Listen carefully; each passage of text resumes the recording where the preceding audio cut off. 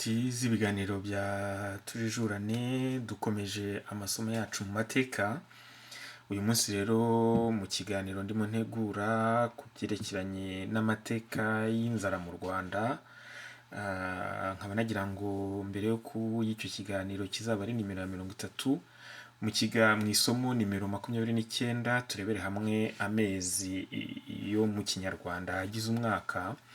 Ariko kugira ngo bisobanuke neza tunarebere hamwe ayo mezi mu rurimi rw'ikirundi, tuboneho no kwibukiranya nyine mu byerekeranye n'amateka y'u Rwanda. Amezi mu Kinyarwanda mwese murayazi, muri ako karirimbo mbanje kubacishirizaho abantu benshi bize mu mashuri abanza, mu myaka ibanze wa mbere, cyane cyane umwaka wa mbere n'uwa kabiri w'amashuri abanza cyangwa se mu mashuri y'inshuke. Twese twizeye ko aya mezi ari 12, ariko hariho iby'ingenzi umuntu agomba kugaruka mu mateka. Nk'uko mubizi rero ku isi hose amezi ni 12, no mu Rwanda tukaba dufite amezi 12 ndetse no mu Kirundi. Ariko kugira ngo ntegure isomo ryanjye rizaza nimero 30 ryerekeranye n'amateka y'inzara mu Rwanda, nkaba nagira ngo nyine nshyireho n'ibihe byerekeranye n'ibihe by'ihinga mu Rwanda, uko ibyo bihe ari 4, buri gihe kikaba kigizwe n'amezi 3. Nkaba nagira ngo nanabonereho mbibutse ko amezi tuzi ubu ngubu ni ukuvuga Mutarama, Gashyantare, Werurwe, Mata, Gicurasi, Kamena, Kanama, Nyakanga, Kanama, Nzeru, Ukwakira, Ugushyingo n'Ukuboza. Mu by'ukuri mu mateka y'u Rwanda ayo mezi, umwaka w'u Rwanda ntabwo watangiraga mu kwezi kwa mbere y'umwaduko w'abazungu. Umwaka w'u Rwanda watangiraga mu kwezi kwa 9 ariko kwa Nzeri. Ibyo nabyo ndaza kubigarukaho. Ni ukuvuga ko mbere y'umwaduko w'abazungu, umwaka w'u Rwanda mu gihugu cy'u Rwanda ku ngoma Nyiginya watangiraga ukwezi kwa mbere kwari Nzeri. Iyo Nzeri rero ikaba ari nayo yari imfura y'amezi mu Kinyarwanda, kuko nta kundi kwezi kwari kwarayiboneye inzora. Mwakwibaza muti se inzora ni iki? Inzora ni igihe, kuko abanyarwanda b'icyo gihe babaraga bahereye uko witegereza uko ukwezi kugenda guhinduka, uko umunsi n'ijoro bigenda bihindagurika, ijoro n'amanywa mu buryo bwo kubara umunsi. Hanyuma amezi akabarwa hishingikirijwe ukwezi, uko ukwezi gutangira ari guto kukagenda gukura. Inzora rero y'ukwezi ni igihe ukwezi kuba mu by'ukuri kungana, ari uruziga rwuzuye. Icyo gihe rero ni inzora. Niyo mpamvu ku kwezi kwa mbere k'umwaka kwitwa Nzeri, akaba nta kundi kwezi, ariko akaba ari nayo mfura y'amezi mu Rwanda. Uko kwezi rero akaba ari nako kwezi kwa mbere gutangira igihe cy'ihinga cyitwa Umuhindo. Umuhindo rero ukaba ugizwe n'ayo mezi 3 ya mbere, ni ukuvuga ariyo Nzeri, Ukwakira, Ugushyingo. Iki gihe rero gishobora gutangira iminsi 15 mbere muri Kanama, cyangwa se kikarangiraho iminsi 15 nyuma, ni ukuvuga hagati mu kwezi k'Ukuboza. Ibi rero ni ibintu byumvikana, kuko icyo gihe cya mbere ari nacyo gihe cya mbere cy'ihinga, ni ukuvuga kigizwe n'ukwezi kwa Nzeri, ukwezi k'Ukwakira, ukwezi k'Ugushyingo n'ukwezi k'Ukuboza. Hari abagerageza gutanga ibisobanuro bitandukanye bitewe n'uko uturere tw'u Rwanda dutandukanye mu mihingire. Icyo nashaka kumvikanisha gusa nuko muraza kubona ko aya mezi yose uko yitwa mu by'ukuri ajyanywe n'imihindagurikire y'ibihe, ariko mu by'ukuri ari amezi hafi ya yose, usibye amwe make, ni amezi ajyanye n'ibihe by'ubuhinzi, uko ibihe biba bimeze. Hanyuma andi akaba ajyanywe n'imigenzo y'ubwiru abantu benshi batazi, cyangwa se bagereza gusobanura ariko ntibumve icyo bisobanura. Nzeri rero niko kwezi kwa mbere, akaba ariko kwezi kw'imfura mu mezi y'umwaka w'u Rwanda. mu by'ukuri ubwo niko kwezi kwa mbere k'umwaka w'u Rwanda mu muco wa kera. Hagakurikiraho kwakira Ugushyingo. Hari abagerageza gusobanura nko mu turere tumwe bavuga ko nyine hari ibintu biba byarahinzwe mbere bishobora kuba bitangiwe guhunikwa muri icyo gihe, ariko mu by'ukuri simpamya ko ari byo. Hanyuma Ukwakira ahubwo ukaba ari ukwezi, murabona ko tuba tuvuye mu ki, turaza kubigeraho.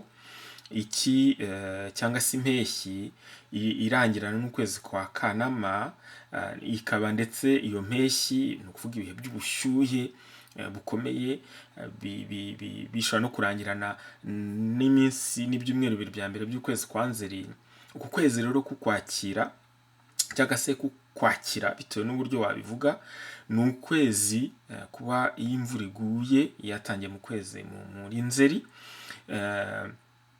haba ni ukwezi kurangwa n'inkuba n'imirabyo, nabyo bimwe mujya mwumva ngo abantu ngo babonye isake, haba hari inkuba ziteye ubwoba. Ni ukuvuga ngo haba hari ubushyuhe kuko ubutaka buba bwarakakaye. Iyo imvura iguye rero mu by'ukuri imvura iba itarasomera neza, ariko mwibuke neza yuko muri Nzeri ari ku kwezi kwa mbere ko guhinga, gufungura igihe cya mbere igihembwe cya mbere cy'ubuhinzi mu Rwanda. Ni ukuvuga abantu ni nabwo mu by'ukuri abavubyi b'imvura batwikirwaga iyo imvura yabaga itaguye bigeze mu Kwakira, nta mvura barabona kuko imbuto babaga bateye yabaga iheze mu gitaka. Hanyuma rero mu Gushyingo mu by'ukuri byakameze biba byarameze, ndetse ibyerera igihe gitoya nk'abihuse mu guhinga, hari bimwe biba byatangiye kwera mu by'ukuri. Hanyuma mu Ukuboza rero kukaba ari ukuboza kubuza imyaka, cyane cyane ko muri uku Ukuboza nibwo iki gihe cy'umuhindo ni ukuvuga igihe cy'imvura. Mwibuke ko mu Rwanda n'ibihugu bidukikije tugira ibihe bine. Hari igihe cy'imvura iciriritse, ubwo n'uvuga akaba n'igihe cy'imvura nyinshi ariryo tumba. Igihe cy'imvura iciriritse rero ni igihe cy'umuhindo, iki gihe cy'umuhindo. Hanyuma hakaza umuhindo ugakurikirwa n'igihe cy'urugaryi, aricyo gihe cy'izuba risimburana n'imvura, ariko izuba rikaba ariryo riganza imvura. Mu gihe mu muhindo izuba risimburana n'imvura, ariko imvura ikaganza izuba. Hanyuma impeshyi yo ikazaba igihe cy'izuba, aho imvura aba ari nke cyane. Iyo mwitegereje rero uko Abarundi bo, ubwo ni ukuvuga ngo ukwezi kwa mbere mu by'ukuri mu mwaka wa Kinyarwanda gutangirwa na Nzeri, akaba ari ukwezi gutangiza umuhindo, igihembwe cya mbere cy'ubuhinzi. Hagakurikiraho Ukuboza, hagakurikiraho nako mumbabarire Ukwakira, Ugushyingo, Ukuboza. Hanyuma tukinjira mu Rugaryi mu kwezi k'Ukuboza, tukajya mu kwezi kwa mbere ariko Mutarama. Hanyuma tukagera mu kwezi kwa Gashyantare ariko kwa kabiri, ubwo tuba turi mu Rugaryi. Ni nayo mpamvu ko mu kwezi kwa Gashyantare ndaza kubasobanurira icyo bisobanura mu kanya. Hanyuma hakaza gukurikiraho rero igihe cy'itumba. Icyo gihe cy'itumba kigatangira n'ukwezi kwitwa Werurwe. Hanyuma hakaza ukwezi kwa Mata, hanyuma ukwezi kwa Gicurasi. Itumba rishobora gukaba rikagera mu kwezi kwa Kamena, ariko ubundi impeshyi ni ukwezi kwa Kamena, ukwezi kwa Nyakanga n'ukwezi kwa Kanama. Ubwo rero umwaka ukaba urangiye. Nsubiyemo, umwaka wa Kinyarwanda kera watangiranaga n'ukwezi kwa Nzeri ukarangirana n'ukwezi kwa Kanama. Aho rero abazungu bagereye mu Rwanda bikaba ngombwa yuko tujyana n'abandi ngo tugire injyana imwe yo kubara amezi. Ubwo byabaye ngombwa noneho ko ukwezi kwa mbere k'umwaka kujyana na Mutarama.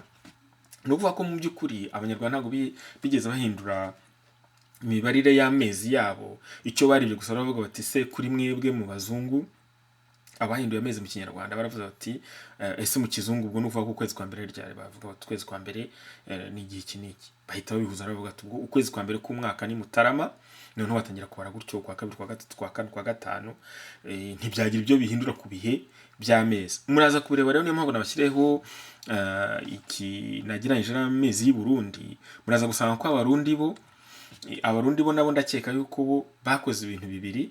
Ubwo bushakashatsi nzakomeza mubukomeze, niba hari umuntu ufite icyo abiziho azansobanurire, ariko ubona ko abarundi bajya kugira amezi ameze nk'ayacu, bakaba barakoze ibintu bibiri. Bo baravugaga bati ukwezi kwa mbere ni nzero iwabo, nzero, noneho ubu bahita bavuga ati ubwo niba iwanyu namwe mu kizungu kwezi kwa mbere mukwita wenda janvier mu gifaransa cyangwa se January mu cyongereza, batubwira ko ukwezi twebwe niko twita nzero. Reka ntangire mpereye mu mezi noneho y'imibarire ajyanye n'ibyo tuzi ubu ngubu, kugira ngo mwumve uko abazungu abarundi bo babisobanura. Twebwe ukwezi kwa mbere ni ukuvuga janvier mu gifaransa cyangwa se January mu cyongereza. Uku kwezi twebwe tukwita Mutarama, tukaba turi mu rugaryi, ni ukuvuga mu gihe cy'izuba riganza imvura. Hari abageza gusobanura bakavuga bati uku kwezi kwa Mutarama kwitwa gutyo Mutarama kubera ko ni igihe haba hari imirimo mike, kuko ibintu byose biba byarahinzwe ku muhindo, mu ntangiriro y'umuhindo ibintu byerera amezi 2-3 biba byarasaruwe. Hari abavuga ngo ni igihe abantu batarama mbese bagatinda kuryama. Mu by'ukuri ibyo byaba ari byo, ariko abongeraho bakavuga yuko icyo gihe ngo nta mirimo myinshi bihari. Mwibuke ko mu turere duhinga amasaka cyane, muri uku kwezi kwa Mutarama aribwo batangira guhinga amasaka, ndetse babiba amasaka ndetse n'ibigori bizayeramo mu kwezi, bazasarura mu kwezi kwa Nyakanga na Kamena. Kamena irangira na Nyakanga itangira. Abarundi rero bagahita bavuga ko nzero ariko kwezi kwa mbere, bo bakavuga bati muri uko kwezi bivugwa ko kuba kurimo inzara izura inzara, kuko abantu baba bavuye mu ci aho atacimburwa na kimwe kiba kiri mu kigega keretse ibihitira. Kenshi rero bakunze kuvuga ko nzero yaba ari inzara, nuko abarundi basobanura. Benshi bakanagutazira ukwezi kwa Ndabigirente, ni ukuvuga ukwezi k'ibibazo bidasanzwe, ukwezi umuntu yaguma yijijanya imitima yibaza uburyo agiye kubaho. Murumva uko bo babisobanura. Baravuga ko nzero ku kwezi kwa mbere ari ukwezi kuba kurimo inzara, ari ukwezi abantu baba bavuye mu ci cyangwa se mu mpeshyi, kandi barangiza bakavuga ko uku kwezi ari ukwa mbere. Mu by'ukuri rero uku kwezi ni kimwe n'ukwezi kwa Nzeri mu Rwanda, ni ukuvuga ukwezi gukurikira Kanama, ntabwo ari ukwezi kwa mbere. Ukwezi kwa kabiri rero kukaba ukwezi kwa Gashyantare. Gashyantare nta kindi bivuga, no kuvuga ngo turimo turarangiza cya gihe cy'ubushyuhe, aho ubushyuhe izuba riganza imvura. Muri Gashyantare rero ni ibintu byumvikana, n'igihe cy'ubushyuhe bukaze cyane. Kuki ubwo bushyuhe buba bukaze cyane? Nuko ubushyuhe busimburanwa n'imvura nkeya burushaho kwiyongera, ku buryo ahangaha bamwe bagerageza kugenekereza bakavuga ngo intare ni amabuye.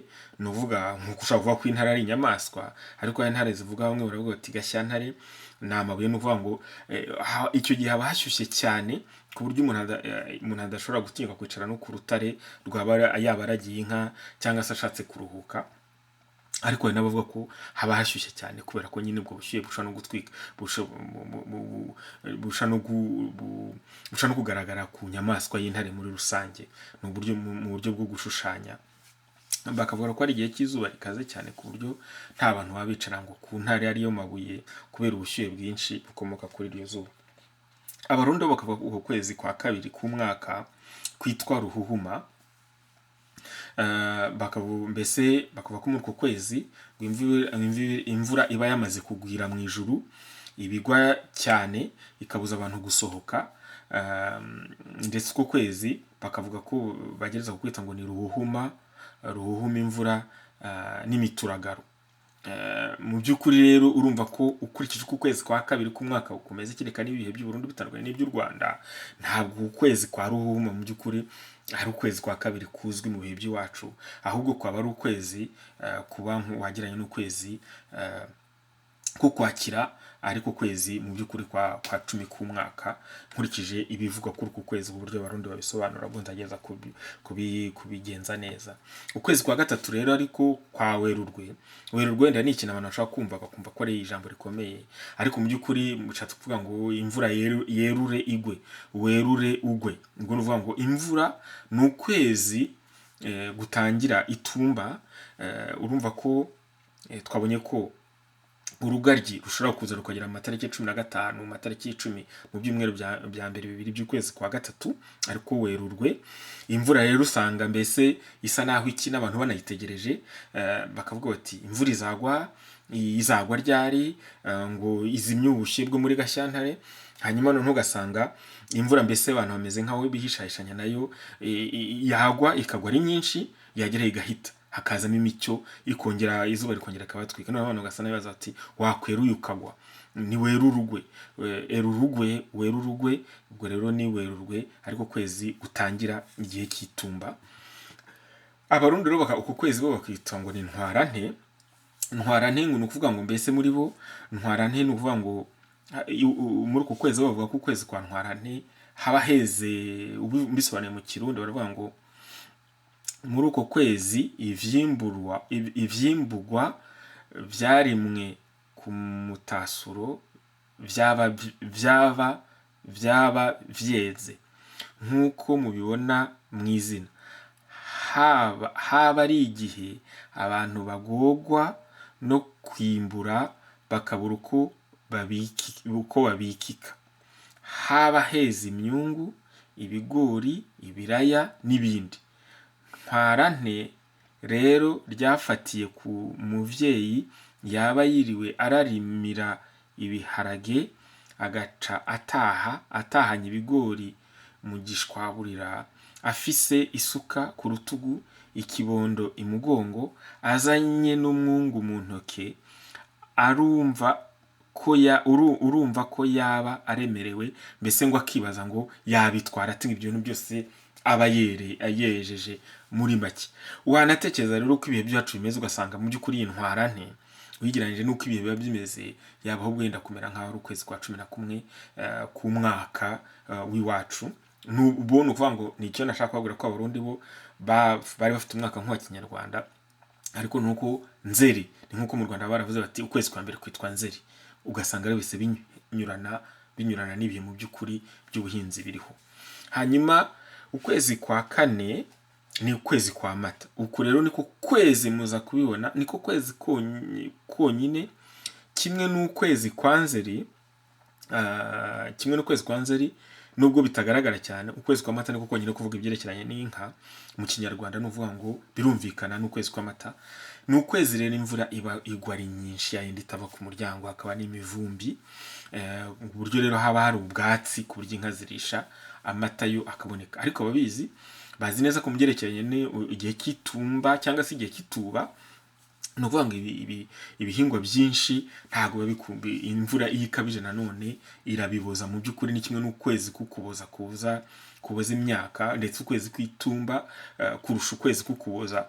Ariko mu bihe rero nk'ibihingwa bikenera amazi menshi nk'amasaka, ibigori, nibwo biboneraho bigakura ku buryo bugaragara. Uku kwezi rero Abarundi bakwita ukwezi kwa Ndamukiza. Uku niko kwezi mu by'ukuri usanga igisobanuro Abarundi batanga gisobanura, kuko baravuga ngo muri uko kwezi imvura ibigwa cane, inzuzi zikuzura, abantu ntibabe bakironka ingene bazijabuka vyoroshe. Musanzwe muzi ko Abarundi baho hambere bakunda kugenderanira no kuramukanya. Iyo inzuzi zuzuye baca bikora ku majwi bagatuma abo babonye hakujya bati urandamukiriza abandi. Aho niho rero baciye bakura izina ndamukiza bise ukwezi kwa kane. Ni ukuvuga ngo urumva ko uku kwezi kwa Mata n'ukwezi kwa Ndamukiza mu by'ukuri ibisobanuro byabyo bihuye. Iburundi n'uvuga ngo ni kimwe no mu Rwanda hari inzuzi n'imigezi byinshi byuzuraga cyane ku buryo abantu badabasha gusuhuza kubasha kwambuka iyo migezi n'izo nzuzi ngo bajye gusura bene wabo no kubaramutsa, noneho bagatuma abari hakurya y'imigezi ngo bazabaramukirize bene wabo. Ukwezi rero abantu benshi bakunda kwibeshyaho ni uku kwezi kwa Gicurasi.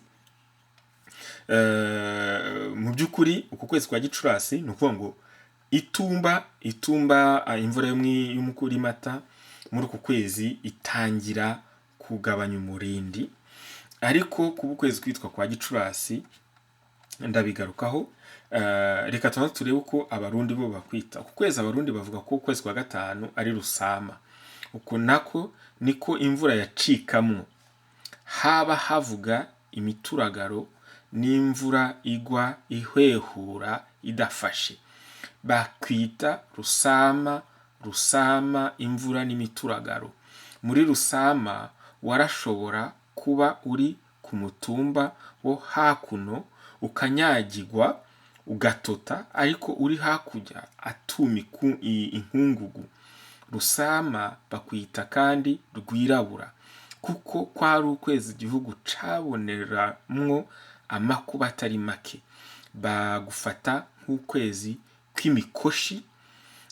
Ntawubaka inzu canke ngo yimuke muri rwirabura, eka mbere nta n'uwashinga umuryango. Murumva rero ukwezi kwa Gicurasi, ukwezi kwa Gicurasi ariko ukwezi kwa Rusama i Burundi ni ukwezi abarundi badusobanuriye neza.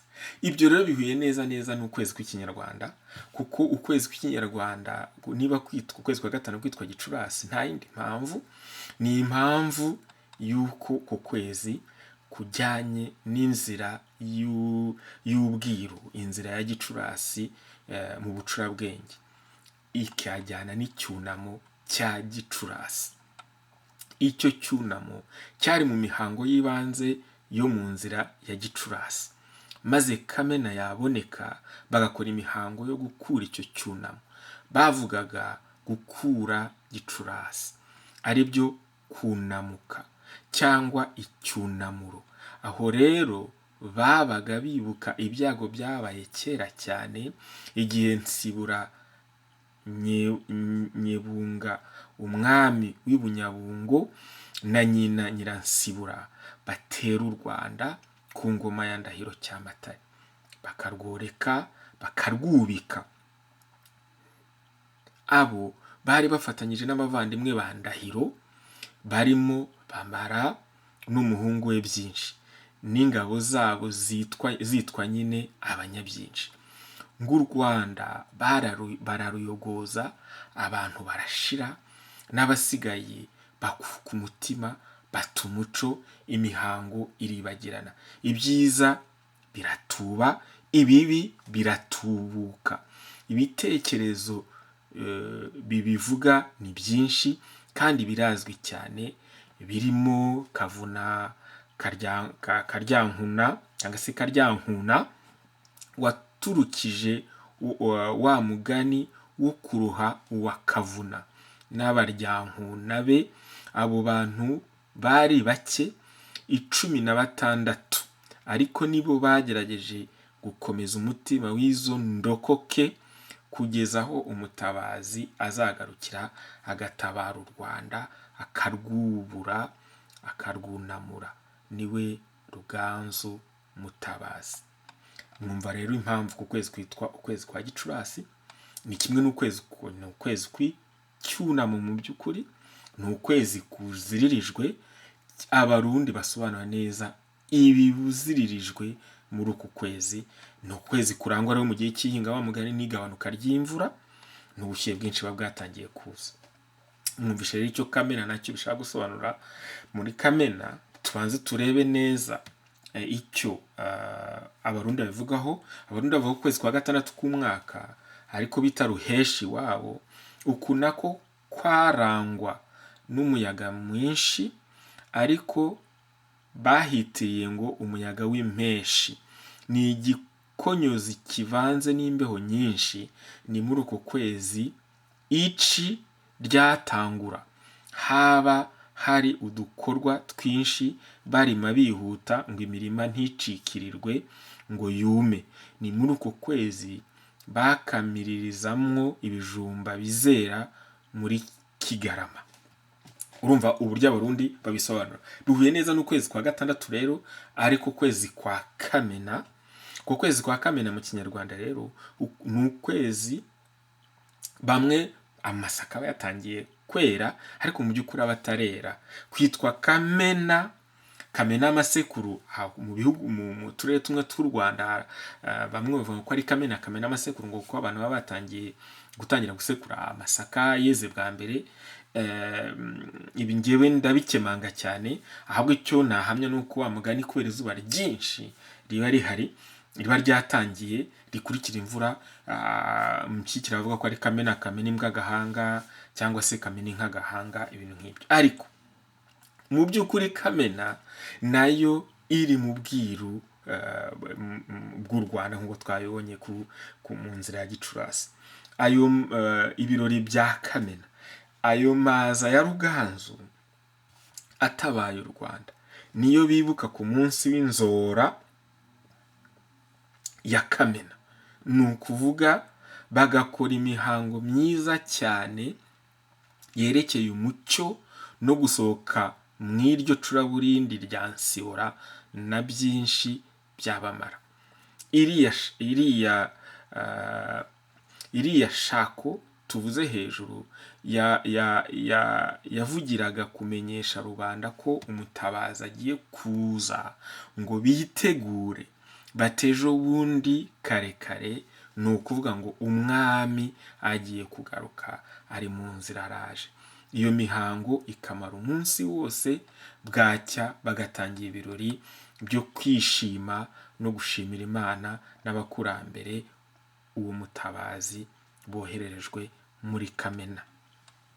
Nuvuga mbese mu gihe cyo kwishimira ibihe byiza ibi bitangiye.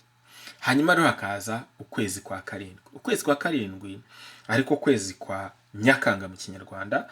Uko kwezi kwitwa Mukakaro mu Kirundi. Ku kwezi kwa Mukakaro abarundi baravuga biki? Abarundi baravuga ngo uko nako ni ukwezi ko muci hagati na hagati, izuba riba rimena gahanga, mbere n'isi igakakara ikata imigaga. Nta muntu aba asohora isuka yo kurima kiretse mu mwonga. Umwonga nuvuga ahantu mbese abantu batwitse. Uku kwezi niko bashwaburiramo ibiharage, ubwishaza n'ingano. Ivyo bisanzwe ari ibiterwa bikunda gusarurwa vyumye, bidakundana n'imvura. Ibikorwa byinshi byakorerwa kumuhana, no kuba byakorerwaga mbese mu giturage, mbese ahantu mu rugo, mbese muri make kumuhana mu rugo. Nako abarundi baratuha igisobanuro bavuga ko mu kwezi kwa karindwi niko bigenda koko, no mu Kinyarwanda niko byagendaga. Nuvuga ngo ibishyimbo byabaga byahinzwe mu masaka, cyangwa se bihingwa mu masaka ubu ngubu byahingwa mu ikawa, saho bakibikora. Ibyo bishyimbo byabaga byeze, hanyuma kimwe abarundi bavuga ngo ubwishaza kimwe n'amashaza. Nibwo ibyo bishyimbo kubera izuba nabwo byabaga byumye, mbese abantu bakarwana kubisarura no kubihura kugira ngo batangire babihunike. Ndetse rero hano nicyo abarundi bongeraho n'ingano. Mu by'ukuri turaza kongera n'amasaka mu Kinyarwanda, kuko uku kwezi kwa Nyakanga niko kwezi amasaka mu by'ukuri yabaga yatangiye gusarurwa, akanikwa, yakwanika agahurwa. Abwo ayeze mbere bagatangira, abahunika bagahunika, abatangira kuzasha ku buryo benga amarwa y'umuganira, cyangwa se niho hano tugiye kubona uku kwezi kwa Nyakanga icyo gusobanura mu bwiru bw'ubucurabwenge bw'u Rwanda. Ikaba bijyanye n'inzira y'umuganura muri za nzira 18 twabonye mu mateka mu masomo. Ndibwira ko ari isomo rya 3 twabonye inzira y'umuganura mu bucurabwenge. Umuganura wabaga mu kwezi kwa Nyakanga. ukaba umunsi mukuru wo kwibuka amasaka ya mbere yasaruwe mu Rwanda rumaze kunamuka, akaba rero imyaka ya Ruganzu. Amasaka akaba rero imyaka ya Ruganzu. Icyo gihe ngo u Rwanda rwakoze iminsi mikuru ikomeye yo gusangira uwo mutsima w'amasaka ya mbere, ariko kuganura. Ku munsi w'iryo ganura, umwami ubwe niwe utekera rubanda mu by'umuhango nyine, akarika inkono yatura agaturira, akavuga umutsima, akagabura, maze u Rwanda rwose rugasangira kivandimwe nyine. Iyi Nyakanga rero muzi ko ari ukwezi kw'izuba ryinshi, inka ziba zishonje kubera kubura urwuri, bakakwita ukwezi, niko bikunze kuvuga muri rubanda, ukwezi kwitwa Nyakanga, kanga amabuguma. Amabuguma bishatse kuvuga inka zishaje, ariko amabuguma bivuga n'abantu b'intege nkeya. Ni ukwezi rero kuba gukomeye cyane, ariko mu by'ukuri urumva ko igitekerezo cya rubanda n'igitekerezo cyo mu bucurabwenge binyuranye. Mu gitekerezo cy'ubucurabwenge, Nyakanga ni ukwezi kumuganura, inzira y'umuganura n'ubucurabwenge, mu gihe muri rubanda hari Nyakanga nyine kanga amabuguma, kanga ibitungwa n'abantu bafite intege nkeya. Hanyuma rero hakaza ukwezi kwa nyuma ku mwaka wa Kinyarwanda, ariko kwa Kanama, akaba ari ukwezi kwa munani mu mwaka usanzwe. Hanyuma uko kwezi mu Kirundi bakakwita ukwezi kwa Myandagaro. Abarundi bagusobanura gutyo ukwezi kwa Myandagaro, baravuga ngo nako nyene izuba riba ari igisararwe. Ivyo bimbuye muri Mukakaro baba ariko baravyegeranya, baragenya ingano, bagakubita ibiharage, ubwishaza n'ibindi. Abantu baba bama bagandagaje ku nama bakora ivyo bikorwa. Imirara y'amasaka, ibirundo vy'ubwishaza, ibiharage n'ingano zo gusekura vyandagaye hose, niho bakwise Myandagaro. Muri uku kwezi niho haba n'iminsi mikuru yo kwigina umwimbu no kuramukanya. Numva ko Barundi basobanura nyine kimwe niba mu Rwanda mu kwezi kwa munani abantu bareba kimwe, bagihura ibishyimbo, bagihura amasaka, bagihura ubwo bwishaza nyine, bagihura uburaho buba, bagereza kubishyira mu bigega. Kimwe ukwezi kwa Myandagaro nyine ibintu kuvuga ngo ibihingwa biba byandagaye, mbese umwimbu cyangwa se ibyeze biba byandagaye ahantu hose ku mbuga.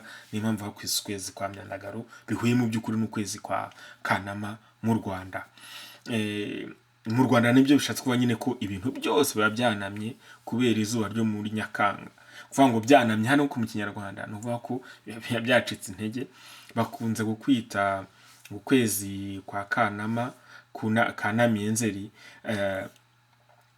Gusa icyo mumenya ko muri uko kwezi waza kubona mu muvugo uri buze gukurikiraho, niko kwezi kwa nyuma k'umwaka. Uko kwezi rero kaba ari mu by'ukuri ariko kwezi kurangiza igihe cy'impeshyi, aricyo gihe cy'izuba ryinshi cyane. Mu by'ukuri muri aya mezi inka ziba zishonje, abantu baba bafite inyota cyane, ntabwo abantu baba bagikora, nubwo ari ukwezi kurangwa nanone n'ibirori cyane cyane iby'amakwe, ibyo gusaba abageni, cyane cyane ko noneho abantu bafite n'ubutunzi bw'ibyo bejeje. Hanyuma rero tukaba tugeze kuri kwa kwezi kwa Nzeri natangiriyeho. Ku kwezi kwa Nzeri Abarundi akaba ariko bita Nyakanga. Babo bakavuga ko uko kwezi niko kwezi k'umusaturo, niko baturiramwe imiyonga, inka zagishe, inka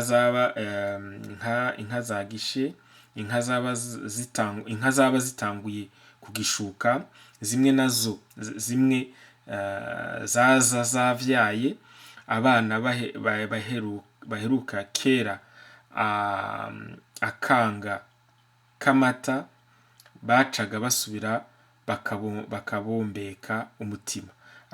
Aho niho abantu baca batangura gutera ibigori n'ibindi biterwa by'umusaturo. Ubwo twebwe muri uko kwezi kwa Nzeri ntabisobanuye mbere, twatangiye umuhindo twajya mu Kwakira. Uku kwezi kwa Kwakira Abarundi bakakwita gitugutu. Imvura yaba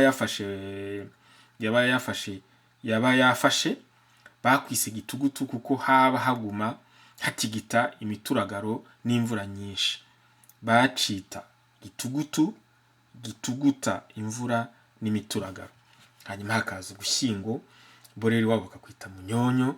Uku kwezi kwa Munyonyo nako none bafatiye ku mvura iba yatanguye kuba urushana, hamwe ishobora kugwa umunsi wose n'imirima ikanyonyera kubera gucokomera. Wasanga ibiterwa bitarinda imvura bica binyonyera, ari naho bakwita Munyonyo. Tukaza ku kwezi kwa nyuma rero gushobora ko kurangiza umuhindo, iyo umuhindo batinze cyangwa se urugaryi. Ukwezi k'Ukuboza nta kindi bisobanura n'ukwezi kuboza imyaka, kubera mu by'ukuri imvura iba yaraguye ari nyinshi, yangiza ibishyimbo n'ibintu byose byaratewe mu kwezi kwa Nzeri. Hanyuma niyo mpamvu bakwita ukwezi k'Ukuboza. Kwajya kurangira rero hakatangira igihe cy'izuba, igihe cy'izuba riba riganza, aricyo rugaryi riba riganza imvura. Muri uku kwezi rero Abarundi ngo bakwita Kigarama, ukwezi kw'agahimbo. Ibyarimwe ku mpeshi byose byaba byeze, kandi na bimwe bimbura muri Mukakaro na Myandagaro. Ni ku kwezi k'umuganuro. Mwabyumvise ko uku kwezi ari ko kwezi k'umuganuro iwabo. Abantu baba baguwe neza, bagaramanga mu mihana iwabo bamerewe neza, benshi baba banezerewe nuko barangiza umwaka bakomeye. Murumva rero ko kubyerekeye amezi y'u Rwanda, mu by'ukuri amezi hafi ya yose usibye ukwezi kwa Mata, ni ku kwezi konyine kureba inka. Andi mezi yose ajyanye n'imihindagurikire y'igihe, cyane cyane n'ibihe by'ubuhinzi. Ariko mwanabonye ko amezi menshi dufite ari amezi menshi mu by'ukuri yo mu bucurabwenge atazwi ibisobanuro na rubanda bayita bakurikije ibiba muri ayo mezi. Aba nagira ngo mu kurangiza iri somo ry'umunsi ku mezi y'u Rwanda, mbasomere umuvugo w'umunyarwanda watabarutse muri iki gihe, uzwi cyane, wari umwarimu w'ubuvanganzo n'indimi muri Amerika, witwaga Kimenyi. Mu mezi y'Ikinyarwanda muraza kumva neza uburyo bivuga. Reka mvuga amezi y'Ikinyarwanda ariyo Nzeri, Ukwakira, Ugushyingo, Ukuboza, Mutarama, Gashyantare, Werurwe, Mata, Gicurasi, Kamena, Nyakanga na Kanama. Mwumvishe uko yakurikiranye. Atandukanye n'ay'i Burundi ariyo Nzero, Ruhuhuma, Ntwarante, Ndamukiza, Rusama, Ruheshi, Mukakaro, Myandagaro, Nyakanga, Gitugutu, Munyonyo na Kigarama. Agakomeza yivuga ibigwi. Amateka adutekerereza ko umwami w'Igisaka ari we Kimenyi Musaya, umuzirankende w'ingeso n'inseko nziza, iyo mfura tugira icyo dupfana, niwe wivuga Kimenyi. Uwo mukambwe nawe dufitanye isano, dore ko uwanyonkeje akampeka nawe ari umwene Bwimba. Pere kuri Nzeri niyo yayaboneye izuba, niyo nkuru ikagira abuzukuru. Nta kundi kwezi kwayiboneye inzora. Kwakira, Ugushyingo niko kuyigwa mu ntege. Ayo mezi uko ari 3 yabaye intare ahabwa intebe. Niho haza umuhindo, amajuru agahinduka, igitondo kigahinduka umuhondo, imvura ikongeza imirindi, amahindu akigira impindu, imirundi y'inkuba igakubita n'inkubito, wabona imirabyo ukarabirana. ukuboza kukaza.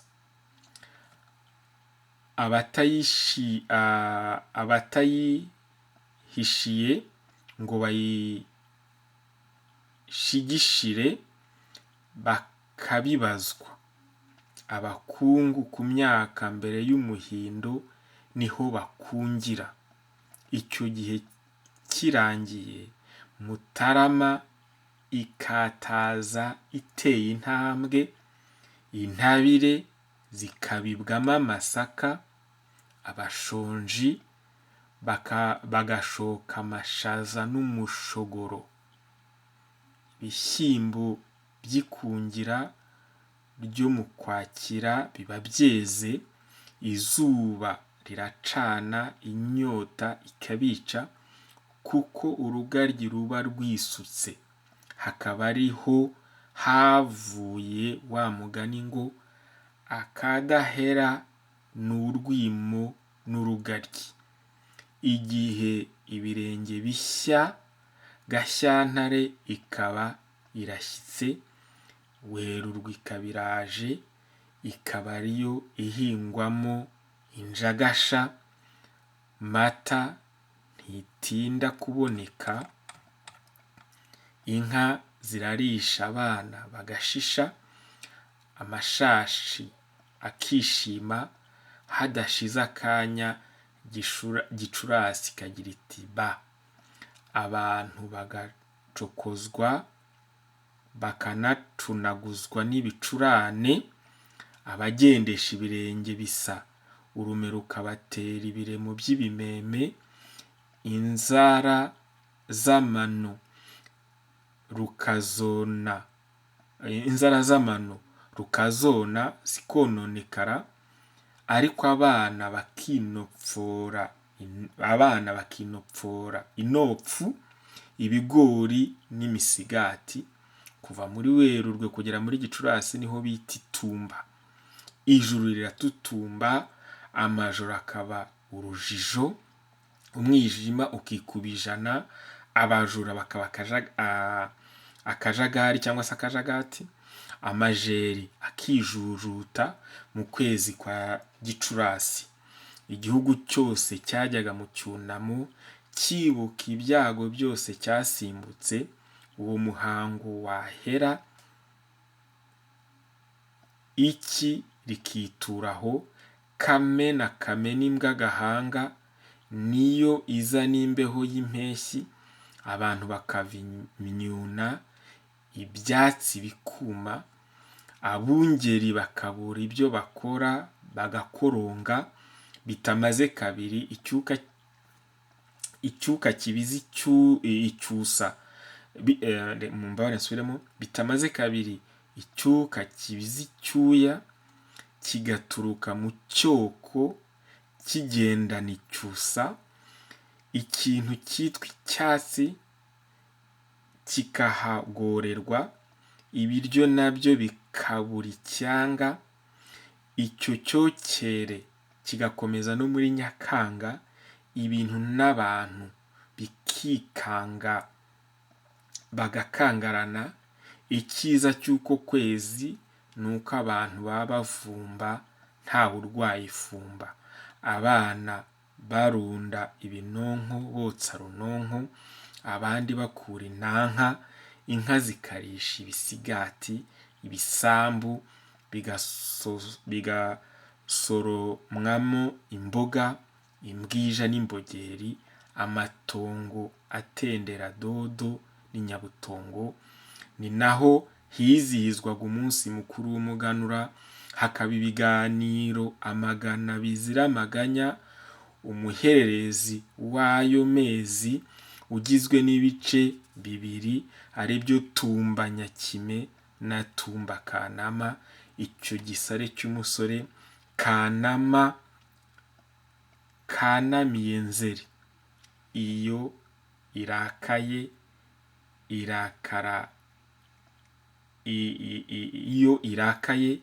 irakara ikaruka amakara. Niho havuye wa mugani ngo ahari ikiziba uhatera Kanama na Nyakanga.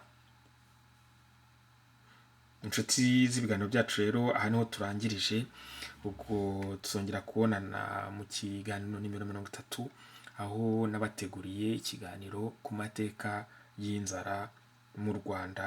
Naho utaha, murakoze.